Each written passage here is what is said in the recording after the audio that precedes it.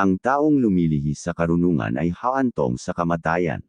Ang taong maluho at puro pagdiriwang ay hindi yayaman kundi lalo pang maghihirap. Pinarurusahan ng mas asama at makasalanan upang iligtas ang taong matuwid. Mas mabuti pang manirahan sa disyerto kaysa manirahan sa bahay na kasama ang asawang magagalitin at palaaway. Ang taong marunong ay pinaghahandaan ang kanyang kinabukasan, ngunit ang mangmang, winuwaldas ang lahat hanggang sa maubusan. Ang taong namumuhay sa katwiran at kabutihan ay hahaba ang buhay, magtatagumpay at pararangalan.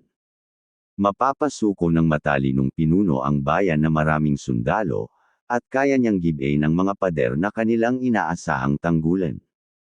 Ang taong nag-iingat sa kanyang mga sinasabi ay nakakaiwas sa gulo. Ang taong palalo at mayabang ay makikilala mo dahil nangungutya siya at sukdulan ang kayabangan. Kung marami kang ninanais ngunit tamad kang magtrabaho, iyon ang sisira sa iyo.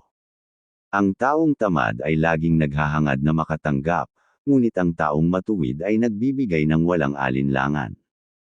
Kinasusuklaman ng Panginoon ang handog ng taong masama, lalo na kung ihahandog niya ito ng may layuning masama. Patitigilan sa pagsasalita ang saksing sinungaling, ngunit ang saksing nagsasabi ng katotohanan ay pakikinggan. Ang taong masama ay hindi pinag-iisipan ang kanyang ginagawa, ngunit ang taong matuwid ay pinag-iisipan muna ng mabuti ang kanyang ginagawa. Walang karunungan, pangunawa o payo ang makakapantay sa Panginoon.